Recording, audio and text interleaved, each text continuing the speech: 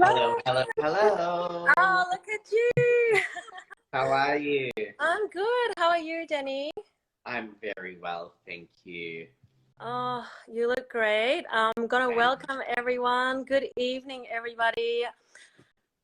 We've got Denny, who I'll introduce in a moment. My name is Yumiko Kadota. My pronouns are she, her.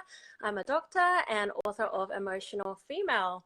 To begin with, I'd like to acknowledge that I am joining you from the lands of the Camaragal people of the Eora Nation. I pay my respects to elders past and present, and I extend my respect to any First Nations people joining us in the audience this evening. As part of Booktoberfest, which is Booktopia's annual festival of the best books, which runs throughout October, I am so excited to be joined by Jenny Todorovic, whose pronouns are they, them. They are, gosh, you're so many things. Content creator, activist, former stylist, fashion editor, podcast host, and now you are a debut author. Congratulations and welcome, Thank Jenny. thank you, everyone. I'm joining you here from Wadawurrung Land in Geelong, and I'm so thrilled to be here. I love it. I love that there's already support for you in the comments. Please share your love. I see someone's Lots of written people I slay recognize. already. Yeah, Yeah, lots of. I love it. And so your book, Love This For You, is coming out next Tuesday. You can already pre-order your copy. Jenny has signed 1,000 copies. So if you want to get your hands on a signed copy, please head to booktopia.com.au, which you can access via their link in bio. So Danny, I mentioned just now you are a podcast host. You are the host of What Are You Wearing? So tell me, what are you wearing? I'm wearing this green shirt by Oroton. I'm wearing some sort of like ripped jeans by Citizens of Humanity, and I'm wearing my green Balenciaga Crocs. So it's all about the green. I love it, to match your book.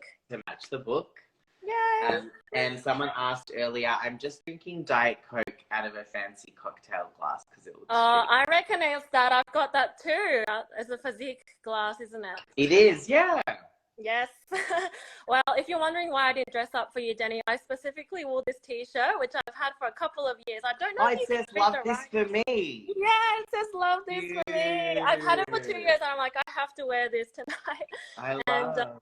yeah, and earrings are from First Nations brand House of Dizzy. It's actually the flag colors of The the trans the flag. yeah. Yeah, so I thought maybe we'd kick off by talking about pronouns and what it means to be non-binary for those people in the audience who haven't met you yet.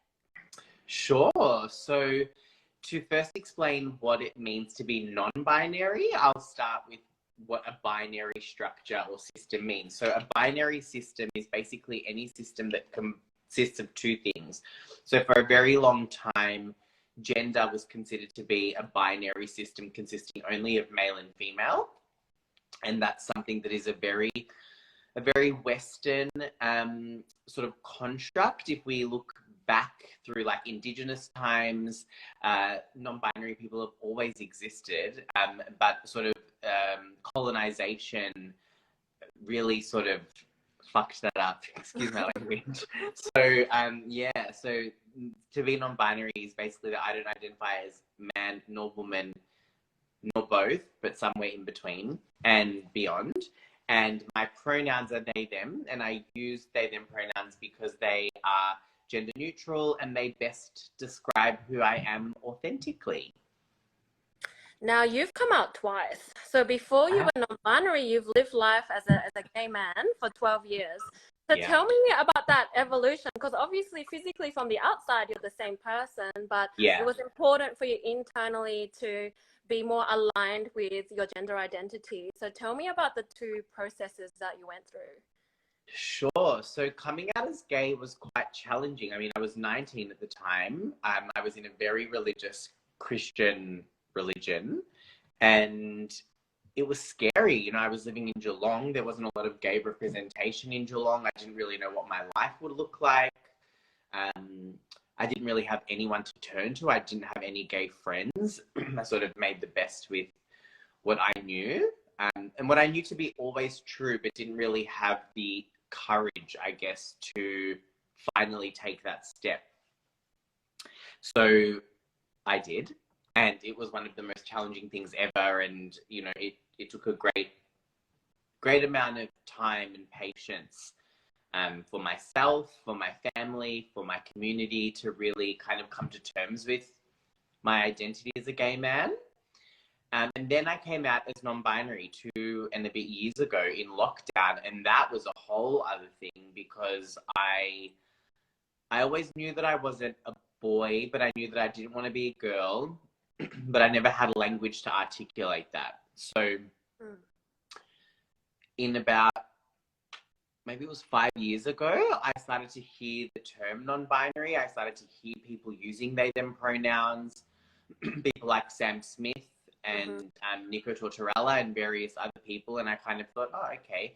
And then I read an interview that Sam Smith had done about their gender identity, and it just pierced my soul. And I felt like I finally heard myself reflected in someone else's identity. And I thought, oh, I better investigate this. Yeah. So did you have a moment when you went, oh my goodness, that's me? Yeah, the first time I met a non-binary person in real life, which was 2 months before lockdown. So it was Feb 2020. That really was the turning point moment for me, where I was like, I can't ignore this anymore. Oh my God, as I'm talking to you, I'm like, I need Botox. I need a Botox stopper. I can help you out when you come visit me. This slide is not very flattering. Yeah, so I'll hook you up. Yeah, it was that was the one that really, that moment, meeting someone else that was also non-binary, just it became a domino effect, and I could no longer ignore it.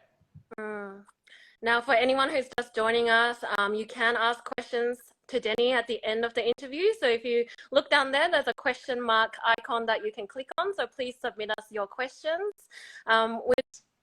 Hello again, we're back. But that should have been a dance break. So why don't we talk about that? Yeah. Actually, I'll talk about that in a moment, because you were talking, I don't want to interrupt what you were talking about before. So you were talking about the courage to come out when you have pressure, when you might be from an ethnic background or a religious background, when you're afraid. So let's go back to where we were. Yeah, it was very tricky for sure, but it basically got to a point where I was like, there is no other option. Like, the only option is to live authentically. And if my family doesn't like that, or if my community don't approve of that, I can't live for other people. You have to live for yourself, right? So I don't know if it was courage as much as it was like,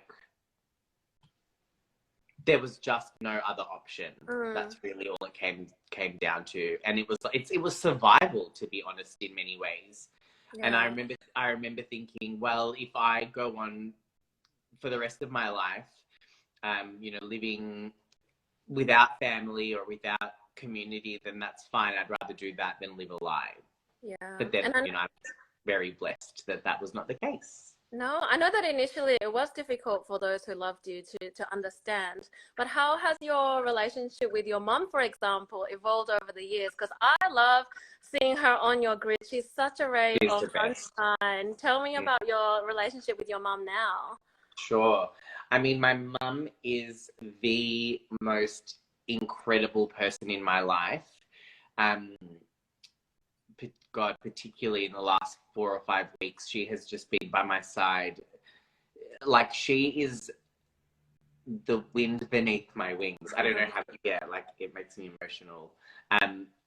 She's someone who, even when confronted with things that are scary or with things that feel unfamiliar, if she loves you, she loves you, and she will fight for you till the death. And that is something that has very much been instilled within me. My family are not, like, we're not quitters. Like, I don't know how to explain it. We don't quit on each other, because, we are each other's everything. And even when shit gets real, like, we're each other's everything. So yeah, she's been incredible. She's gone from never wanting to you know anything about my queer journey to popping down to a gay bar with me on Smith Street, Yeah, I to love that.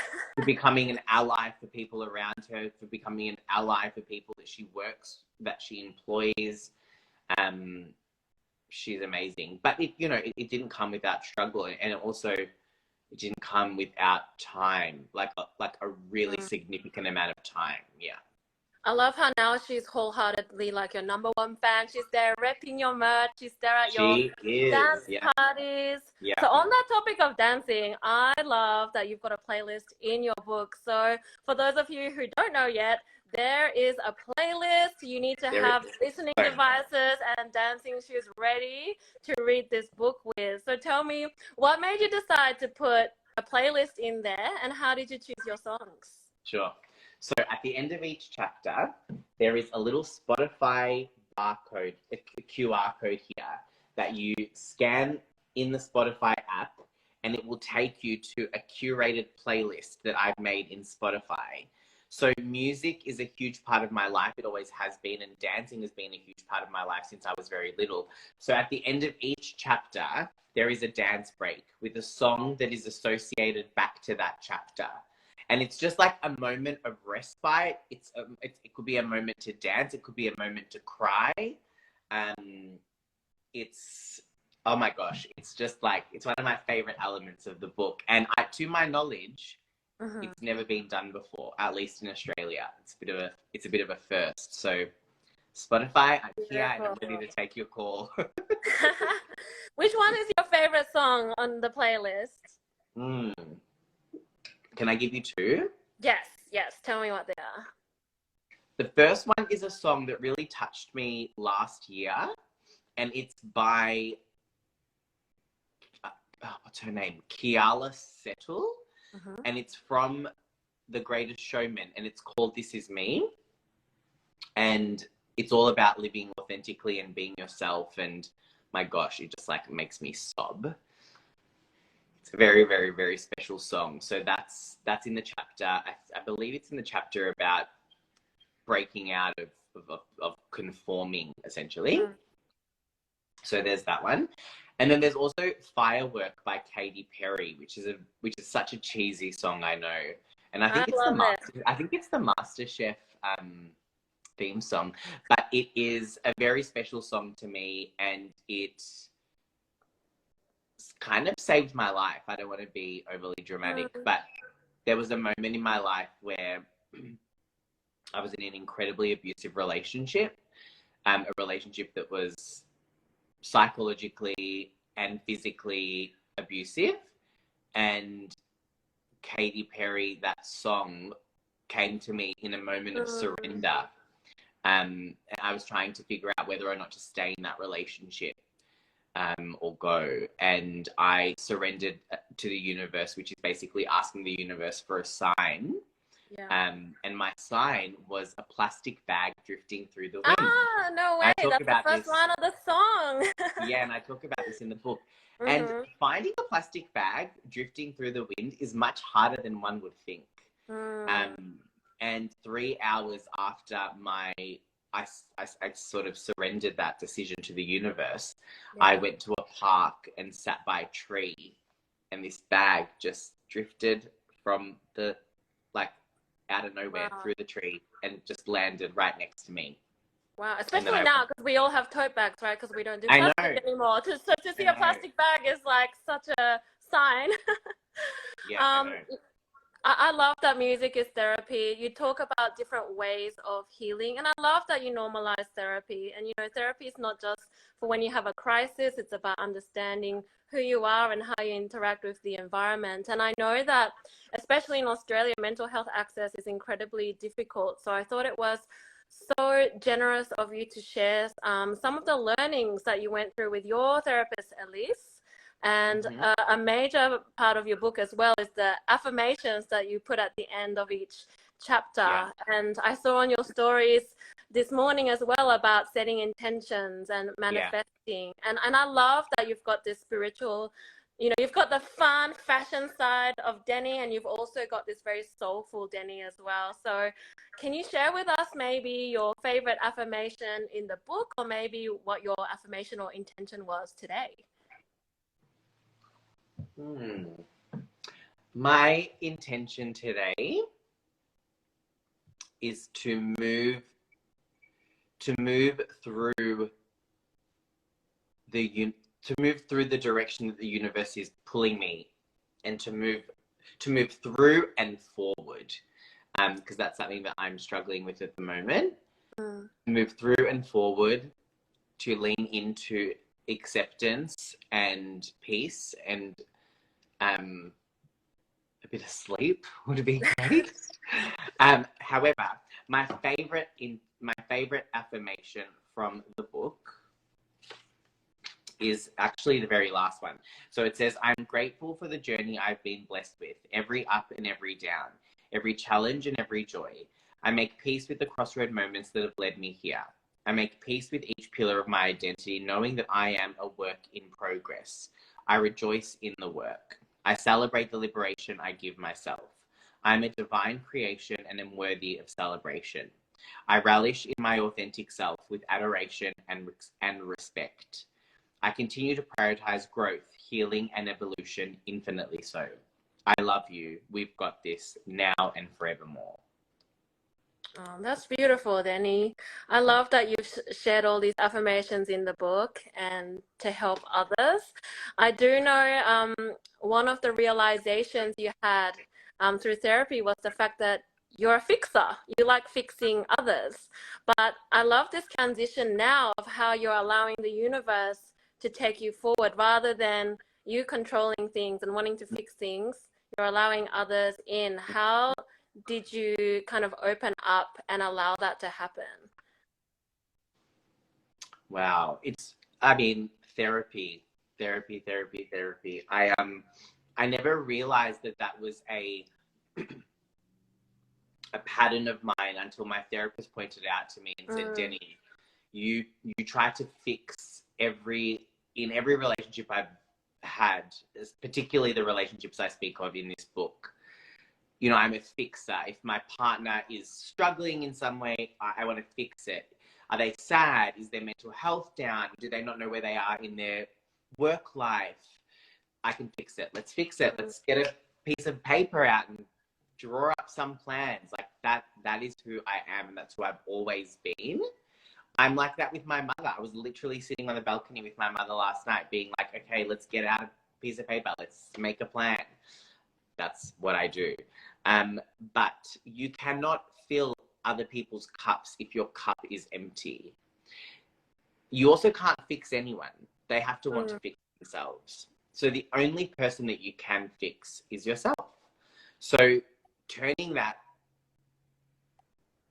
sort of notion of fixing and solutions inward has been a lifelong journey. And I think it's one that I will have forevermore because it's just innately who I am. Yeah. Yeah, and you mentioned just now about needing to fill your own cup. So how do you fill your cup? You know, for me, it really does come down to spirituality. It comes down to every day I have my go-to spiritual support system. Currently, they consist of Oprah, Brené Brown, and Elizabeth Gilbert, and I will listen to their podcasts. I will read anything I can. I fall asleep to Brené Brown's voice every night. Like I can't fall asleep without Brené Brown in the background.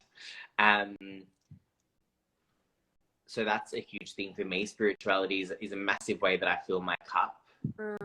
Being alone is something that I've realized through time. You know, some people, when they are feeling very empty, they need to be around other people to like fill their cup and raise their vibration. But I find that actually being surrounded by people makes me feel like energetically like a little bit depleted. So do you think that maybe you're an introvert, maybe? Oh my God. Yeah. The biggest misconception people have of me is that I'm extroverted, sparkly peacock. And I absolutely can be, by the way. Yeah. But for the most part, I'm massively introverted and always was as a kid. Mm. Mm. I guess, I can relate to that because I think I'm like an outgoing introvert because I guess it's That's where you, me. That's me. yeah, because you can be very friendly and out there, but you get your energy from yourself. And one of the things that I love um, you saying is the fact that you need to be comfortable and enjoy your own company. Yeah. Yeah. And so, speaking of the sparkling peacock, you've spent a long time in fashion.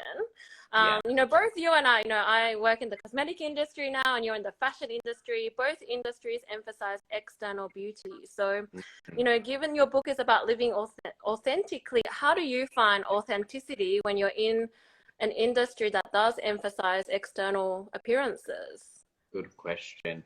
I just wanted to let you know, by the way, I can stay till about 6:45 now. So Amazing.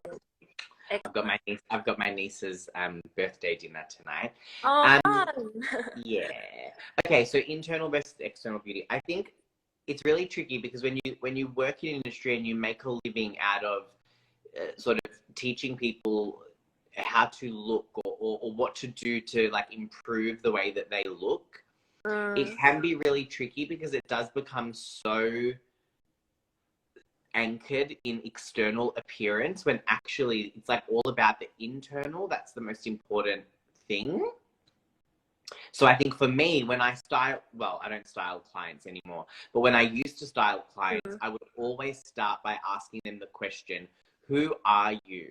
Give me like 5 words to describe who you are as a person.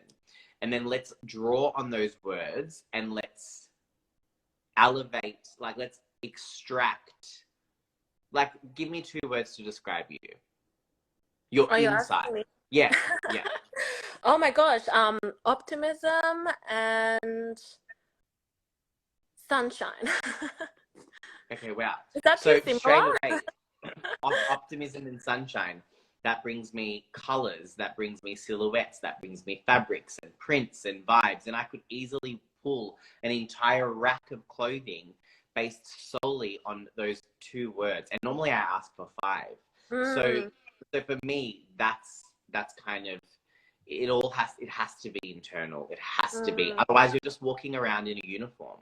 Yeah, and you mentioned before about how conformity is such an issue in the industry as well, and Mhm. needing to break out of that was an important part of your journey as well.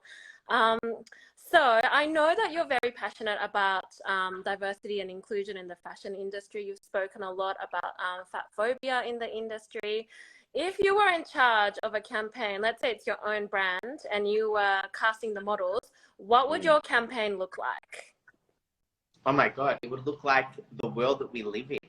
I think so many fashion brands are so skewed in their view, man. Like they put out these campaigns that don't look like the world. It would be, you know, gender celebratory, race celebratory, age celebratory, able-bodied, disabled people. Like, you know, it would be a reflection of the world that we live in rather than this unrealistic expectation of a beauty standard that, you know, doesn't really foster authenticity. And, Mm, you know, I'm someone who I seek authenticity in people, in campaigns, in film, in anything that I consume. It's like I'm looking for authenticity. And don't get me wrong, sometimes, as I said, I like the peacock, I like the superficial, I like watching the Real Housewives of Beverly Hills. But even the Real Housewives of Beverly Hills, like they are authentically who they are.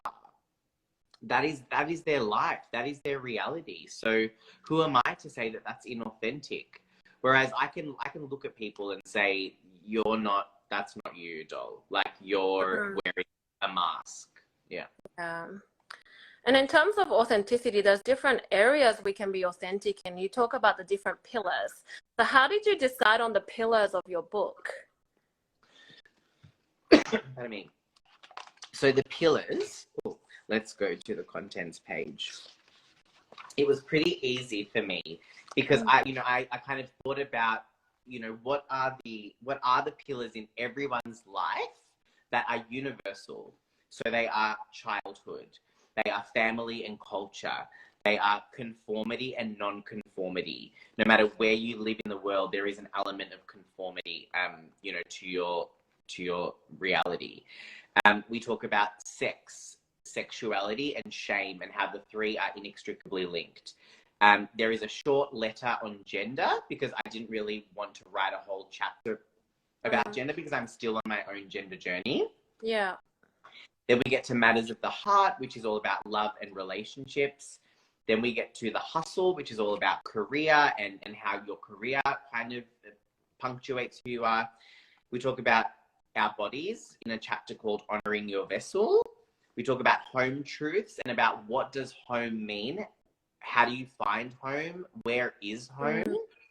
Spoiler alert, it's inside. And then we get to spirituality, surrender, and devotion, which is all about my relationship with spirituality and the role that spirituality plays in your life. Spirituality and religion, two different things, by the way. So, yeah, completely different things.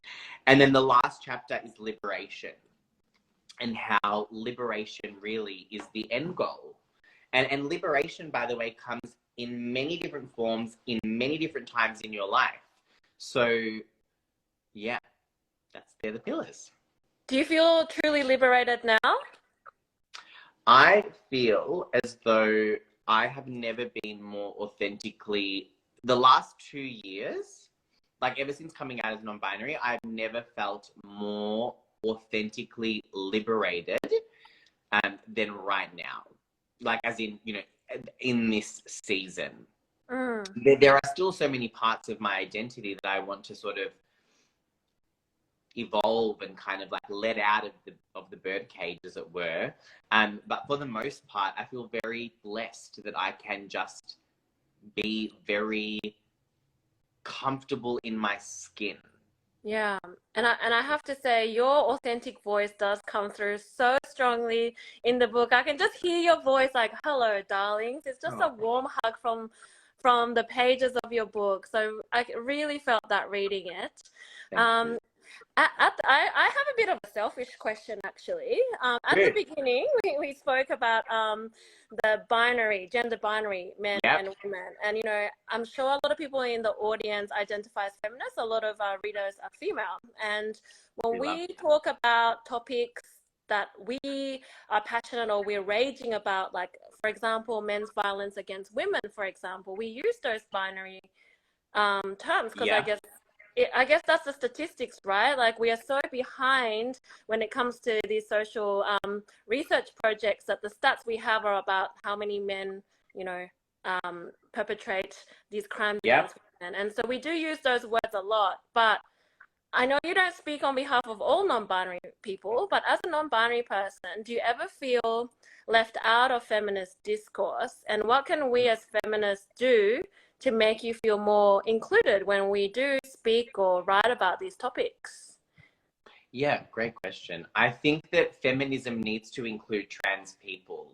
So whether that's trans women, whether that's non-binary people who were assigned female at birth, and then whether that's non-binary AMAB people like me, because sometimes the issues that you face, I also face in a different way. So I think feminism needs to be intersectional and it needs to include, anyone who is being screwed over by the man. Like misogyny is something that affects everyone other than men, but also men. So it's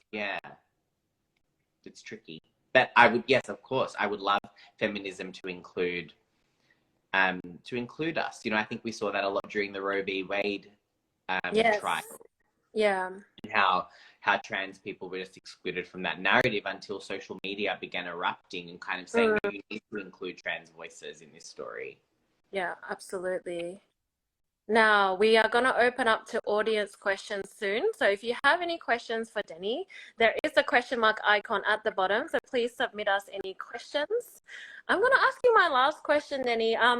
In the process of writing your book, you've covered a lot of ground. What's something you're really proud of in the book? And you're allowed to be proud.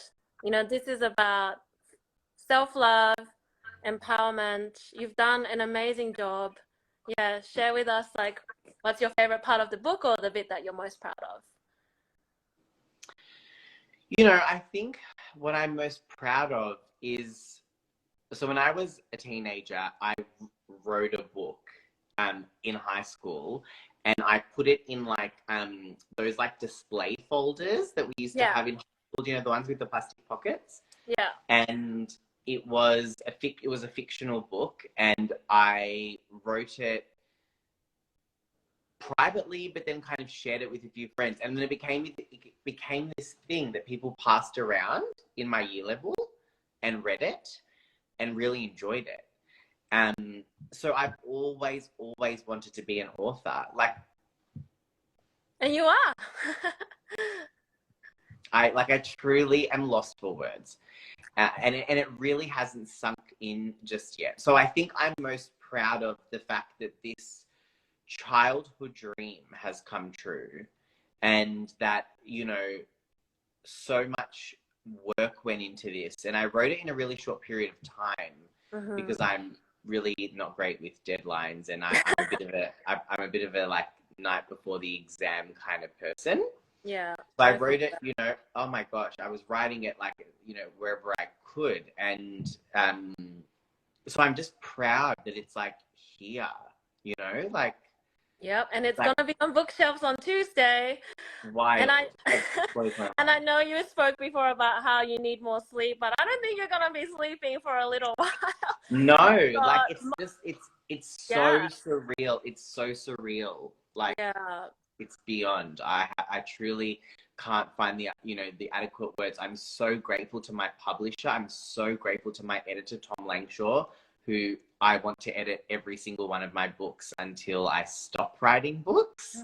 Because I hope this is definitely not the last. Yeah. I'm so grateful to do you know what's one of my favorite parts of this book is the acknowledgements. Yeah. Every single person that is mentioned in those acknowledgements, this book wouldn't have been possible without them, without their support, without their checking in, and like. And they'll all be celebrating with you next week. You've got Gay Christmas on Monday. I've got Gay Christmas, and then you've got your book launch. The book launch the following week. There's two. There's one in Melbourne and one in Sydney, and then we've got the live shows. Which anyone who is in Geelong, we're kicking off the live shows in Geelong on the 24th of November at the Palais Theatre, and you can buy tickets at the link in my bio. So I'm going to essentially bring this book to life in like an immersive experience on stage, and it's all starting in Geelong. I love it. And tell us a little bit about the live shows, whatever you can tell us. No, sure. So the live shows are really inspired by, you know, how can we make this experience immersive, and how can we come together as a community? And I think there aren't a lot of opportunities where people can come together as a community to talk about this sort of stuff, particularly in the straight community, by the way. So like in the straight world, I always say like people, but you don't have Mardi Gras, you have like the grand final, and that's like the straight, straight people's Mardi Gras. There, sports really brings straight people together a lot. But like shared trauma and shared healing is not, whereas I feel like in the queer community, we do that a lot. In many different ways, we come together with our healing because it's kind of our trauma, rather, because it's sort of the thing it's the thing that unifies us. Yeah. So this live show is going to be me on a stage with all of you in the audience for an hour, talking through each pillar, sharing some anecdotes with you, having a laugh. There'll be audience interaction, a bit of Q&A moments, and it's going to be a really nice time. And I'm really looking forward to meeting my audience, who I see them on Instagram or they pop up in my DMs, but I haven't had the chance to actually meet them. Yeah. So, and I love how you're doing that as an interactive thing, because your book, I think that goes really well with the book because the book itself is very interactive. I love that you've chosen to use a lot of second person. So you're speaking directly to the reader, inviting the reader to join you in that healing process. And at the end of each chapter, you've got some questions for the reader to ask themselves. So I love that you've included that. So, you know, we have to do the work too. It's not a passive process of just reading your work. Totally. We have to ask ourselves questions. Was that inspired by your sessions with Elise, or what made you put in those kind of second person questions? It was inspired by like books that I enjoy, you know, like growing up, I always enjoyed books that felt interactive, and I felt like I hadn't really come across a book like that in some time. The last time I came across a book like that was like Zoe Foster back in the day when I read, you know, textbook romance, and there was like little homework that you had to do in that book. But yeah, I love Zoe Foster Blake. So I haven't read a book that is as interactive in a really long time. So I really hope that people enjoy that aspect of the book. It's so unique, and anyone who's just joined us, this book has everything. It's got light and shade, beautifully done. It's got a playlist. Have your listening devices ready and your dancing shoes.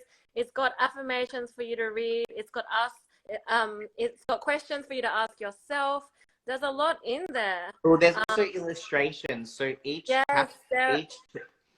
chapter is marked by a piece of clothing that really meant a lot to me. That meant a lot to that part of my life. So, for example, with Where It All Began, this is an illustration of a taffeta bridesmaid's dress that my mum had when I was little, that I used to steal from her closet growing up. It runs in the family. I've got these little slippers, which are was my favorite, the slippers. These are my most prized possession. And they represent my family and my culture. They're from my grandmother. So yeah, lots of really special. I love that. And who did the illustrations for you for the book? Golly, please don't put me on the spot like that. Her name, one second. Her name is in the acknowledgements. Yeah. Oh my gosh. Her name is Jess Layton. Shout out to Jess. Beautiful Shout work. out to Jess Layton. Of which I have to thank my editor, Tom Langshaw, for finding Jess. I think Tom's worked with Jess before.